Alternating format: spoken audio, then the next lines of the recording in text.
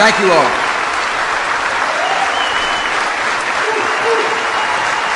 Thank you very much.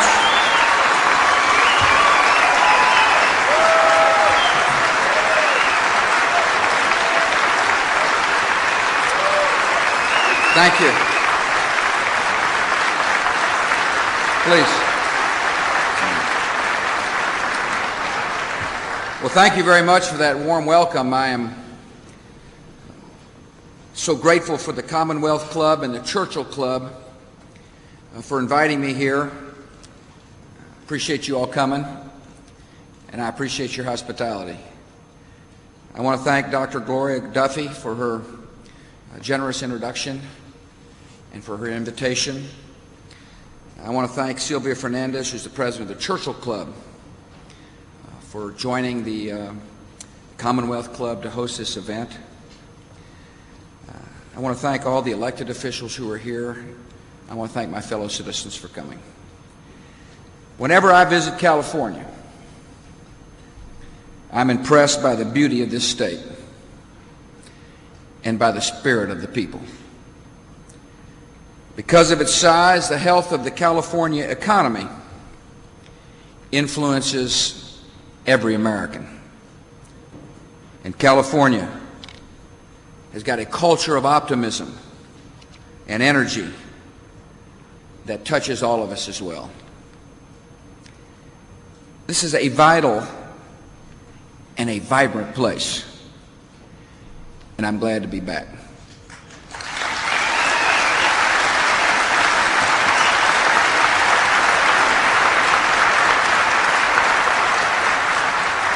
The last time I visited San Jose, the Silicon Valley was still in an economic boom, and America was at peace. For many in this valley and across our country, those times are a world away. After a recession made worse by a national emergency, we have seen some good news. Our economy is beginning to grow. Just last week, we had good news about strong growth in the first quarter. Yet this vital region reminds us that a lot of work remains to be done. Business investment and job creation are not what they should be. We cannot be content with one quarter's news. We cannot be complacent.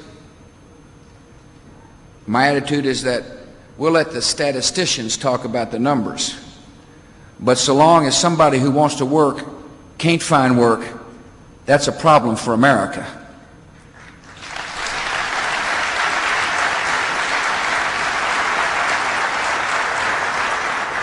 We have a great task ahead of us. We must turn our short-term recovery into long-lasting expansion that reaches every part of our country. Our economy grows when trade barriers fall. I ask the Senate to join the United States House of Representatives in giving me what's called Trade Promotion Authority.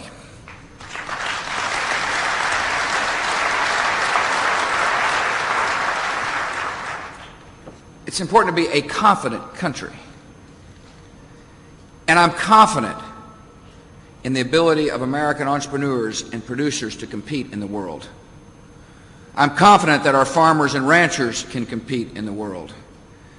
And I know American technology companies are the best in the world, and we must open new markets so they can sell to the world.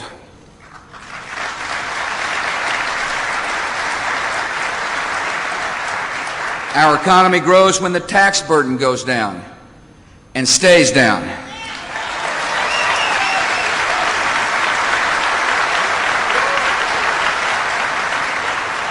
Much of the growth we have seen this quarter is the result of consumer spending, fueled by well-timed tax deductions. To encourage growth and job creation, We must protect the lower tax rates we've enacted, and we must make them permanent.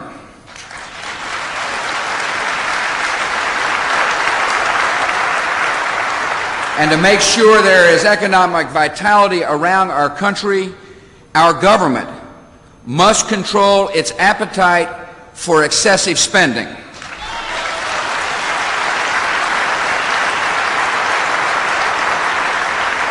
Our economy grows when entrepreneurs are rewarded for their success, not hounded by regulations and needless litigation.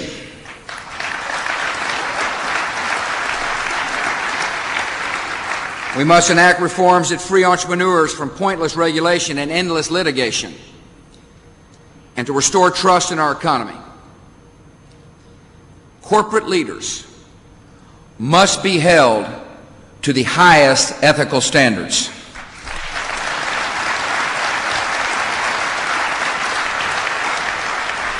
And as your state knows, our economy grows when we have steady, stable, and affordable sources of energy.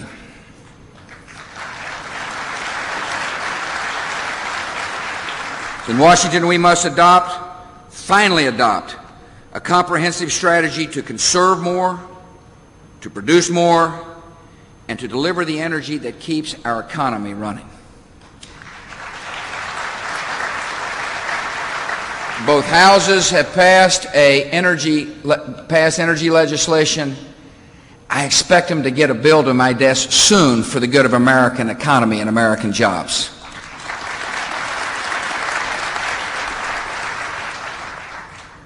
By acting in the above way, we confirm that the role of government is not to create wealth. The role of government is to create the conditions for economic growth.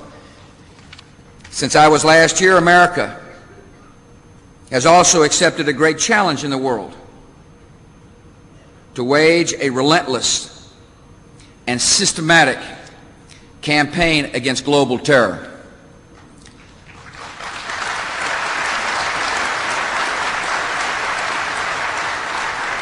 The security of the American people is the central commitment of the American government. We're in for a long and difficult war. It will be conducted on many fronts, but as long as it takes, we will prevail.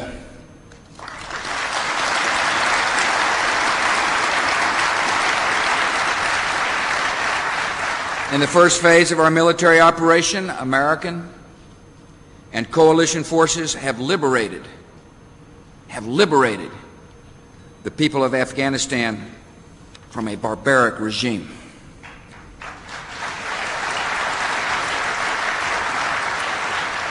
Our armed forces perform with skill and success and honor. A regime has fallen. Terrorists in that country are now scattered. And the children of Afghanistan have returned to school, boys and girls.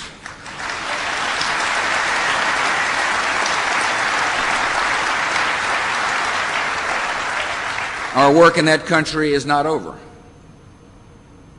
We're helping the Afghan people to rebuild their nation.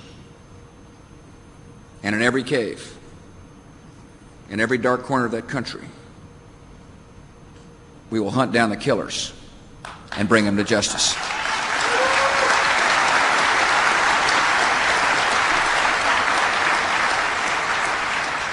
We have entered the next phase of the war with a sustained international effort to rout out terrorists in other countries and deny al-Qaeda the chance to regroup in other places. Across the world, governments have heard this message: you're either with us or you're with the terrorists.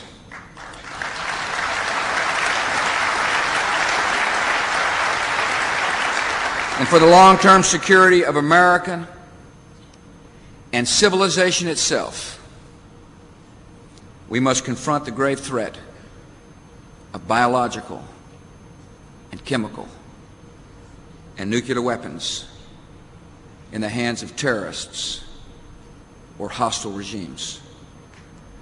We will not allow the world's most dangerous regimes to threaten America, our friends and allies, with the world's most destructive weapons.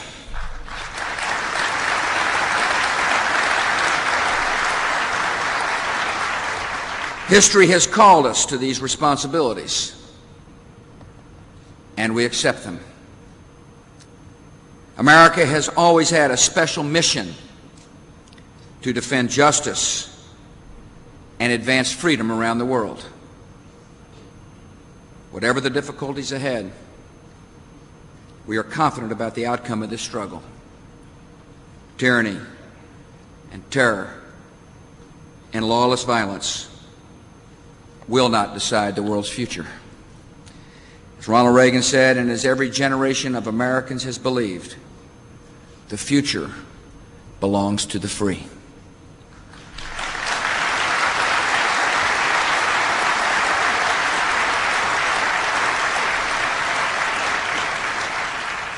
In a time of war, we reassert the essential values and beliefs of our country. In the Civil War, Abraham Lincoln pointed toward a new birth of freedom. Leading America in the global war, Franklin D. Roosevelt defined the four freedoms: freedom of speech and religion, freedom from fear and want.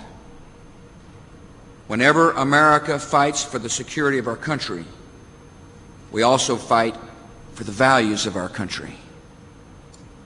In our time, we will defend the land we love, and we will act on the ideals that gave it birth. In America, we've not always lived up to our ideals, yet we always reach for them.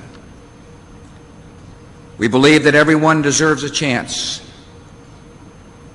that everyone has value, that no insignificant person was ever born. We believe that all are diminished when any are hopeless. We are one people, committed to building a single nation of justice and opportunity.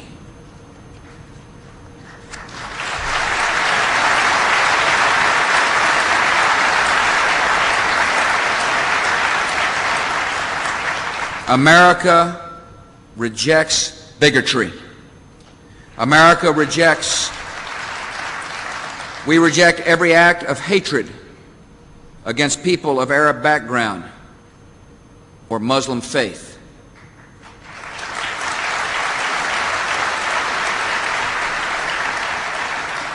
We reject the ancient evil of anti-Semitism, whether it is practiced by the killers of Daniel Pearl or by those who burn synagogues in France.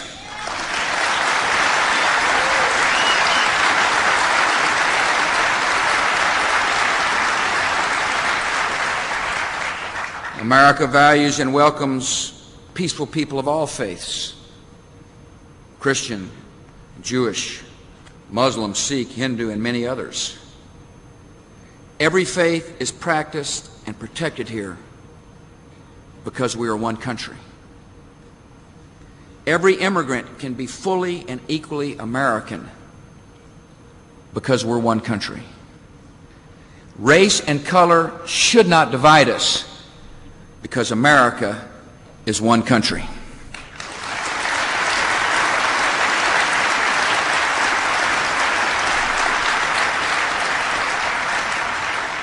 These American ideals of opportunity and equality come to us across the generations, and they have attracted millions from across the world.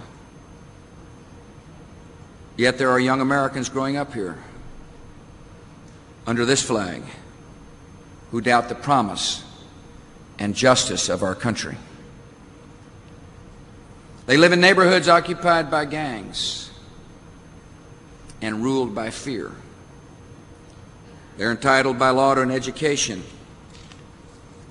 yet do not receive an education.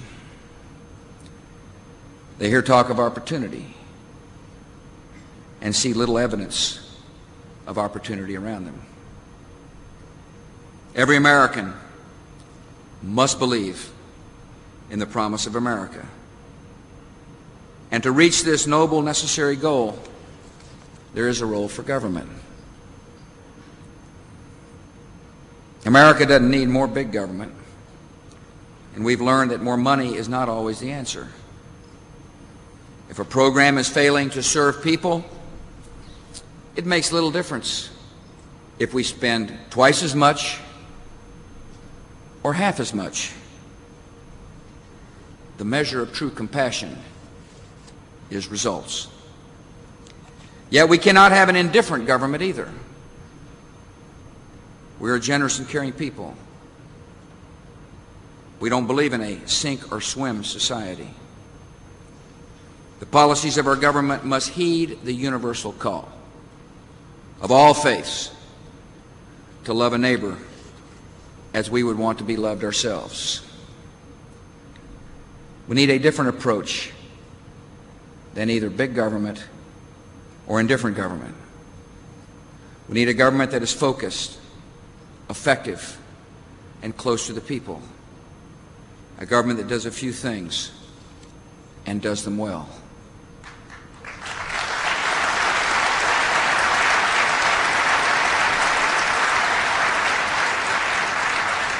Government cannot solve every problem, but it can encourage people and communities to help themselves and to help one another. Often the truest kind of compassion is to help citizens build lives of their own. I call my philosophy and approach compassionate conservatism. It is compassionate to actively help our fellow citizens in need. It is conservative to insist on responsibility and on results. And with this hopeful approach, we can make a real difference in people's lives.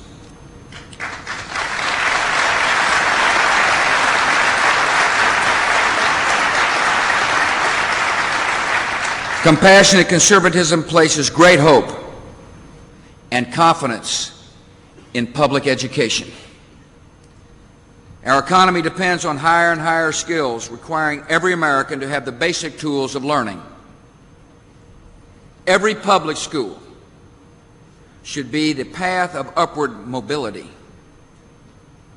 Yet sadly enough, many are the dead end of dreams. Public schools are some of the most important institutions of democracy.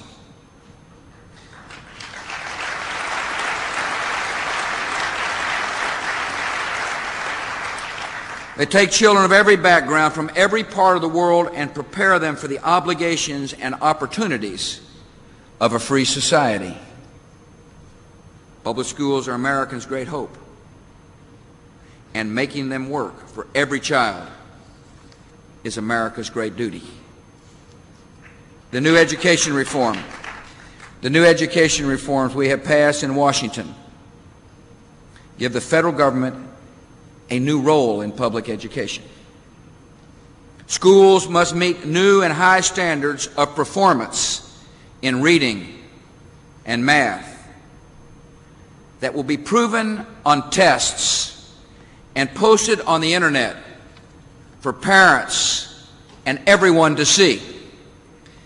And we're giving local schools and teachers unprecedented freedom and resources and training to meet these goals.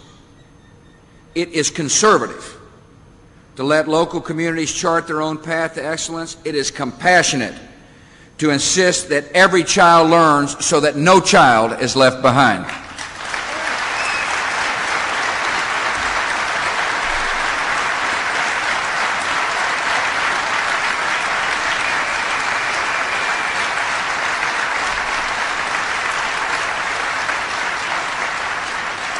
By insisting on results and challenging failure where we find it,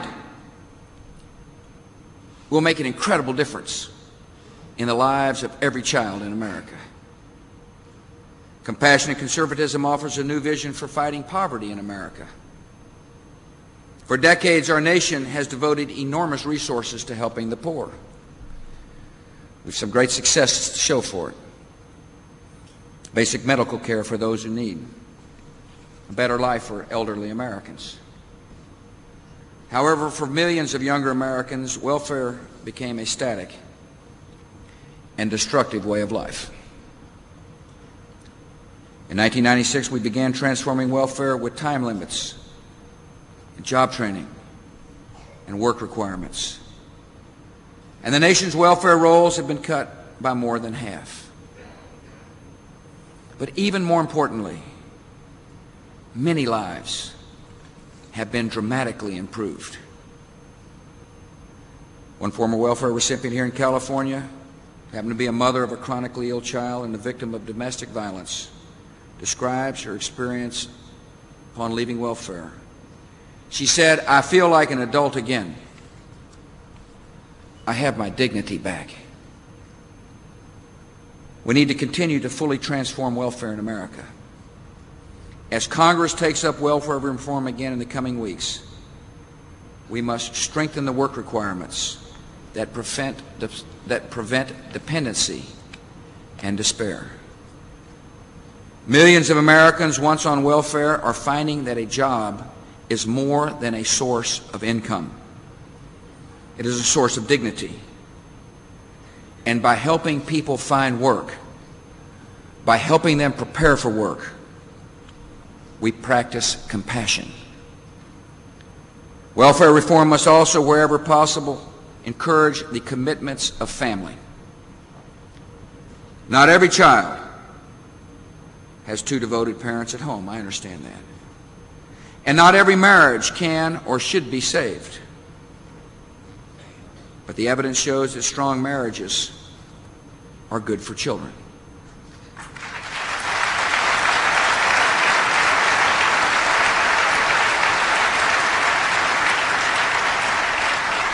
When a couple on welfare wants to break bad patterns and start or strengthen a marriage, we should help local groups give them counseling that teaches commitment and respect. By encouraging family, we practice compassion.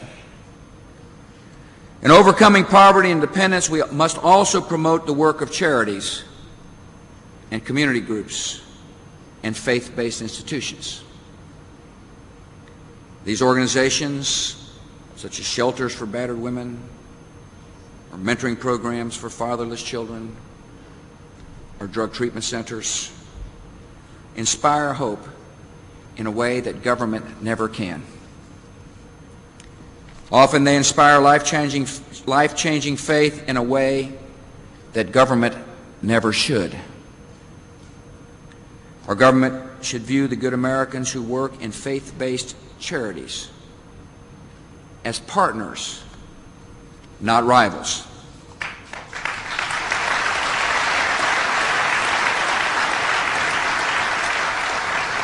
We must provide new incentives for charitable giving. And when it comes to providing federal resources to effective programs, we should not discriminate against private and religious groups.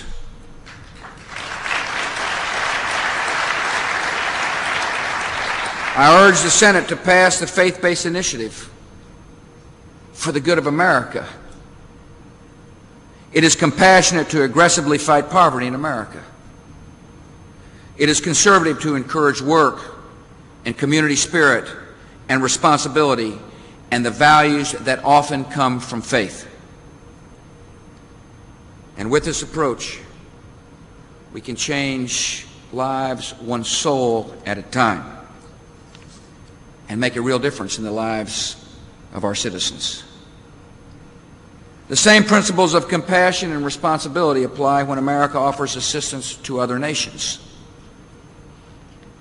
Nearly half of the world's people still live on less than $2 a day.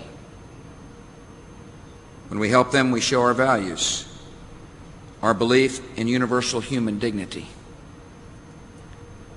We serve our interests and gain economic partners. And by helping the developing nations of the world, we offer an alternative to resentment and conflict and terror. Yet the old way of pouring vast amounts of money into development aid without any concern for results has failed, often leaving behind misery and poverty and corruption. America is offering a new compact for global development.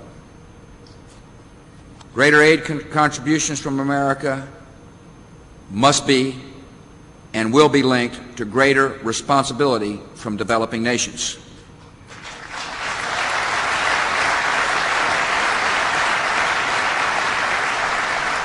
I have proposed a 50% increase in our core development assistance over the next 3 budget years, money that will be placed in a new Millennium Challenge account. At the end of this 3-year period, the level of our annual development assistance will be $5 billion higher than current levels. This is a record amount of spending. And in return for these funds, we expect nations to rout out corruption, to open their markets, to respect human rights, and to adhere to the rule of law. And these are the keys to progress in any nation, and they will be the conditions for any new American aid.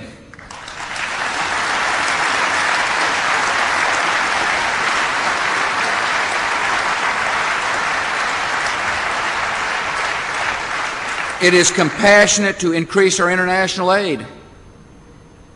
It is conservative to require the hard reforms that lead to prosperity and independence.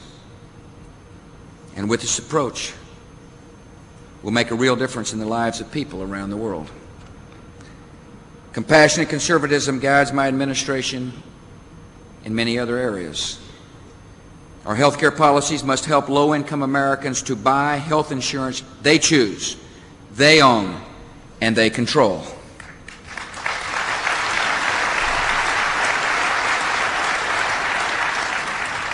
Our environmental policies set high standards for stewardship while allowing local cooperation and innovation to meet those standards.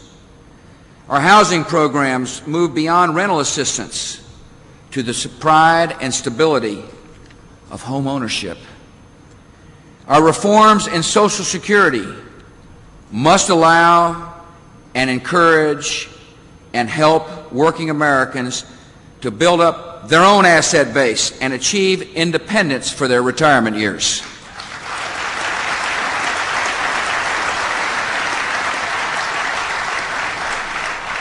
All of these policies in all of these areas serve the same vision. We are using an active government to promote self-government. We're encouraging individuals and communities and families to take more and more responsibility for themselves, for their neighbors, and for our nation. The aim of these policies is not to spend more money or spend less money. It is to spend on what works. The measure of compassion is more than good intentions. It is good results. Sympathy is not enough. We need solutions in America. And we know where solutions are found. When schools are teaching, when families are strong, when neighbors look after their neighbors, when our people have the tools and the skills and the resources they need to improve their lives. There is no problem that cannot be solved in America.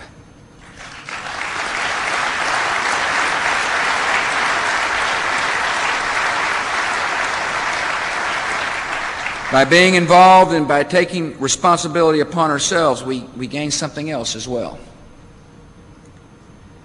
We contribute to the life of our country. We become more than taxpayers and occasional voters. We become citizens. Citizens, not spectators. citizens who hear the call of duty, who stand up for their beliefs, who care for their families, and control their lives, and who treat their neighbors with respect and compassion. We discover a satisfaction that is only found in service, and we show our gratitude to America and to those who came before us. In the last 7 months, we've been tested, and the struggle of our time has revealed the spirit of our people. Since September the 11th, we have been the kind of nation our founders had in mind. A nation of strong and confident and self-governing people. And we've been the kind of nation our fathers and mothers defended in World War II. A great and diverse country, united by common dangers and by common resolve. We in our time will defend our nation, and we will deliver our nation's promise to all who seek it. In our war on terror, we are showing the world the strength of our country. And by our unity and tolerance and compassion, we will show the world the soul of our country. May God bless America.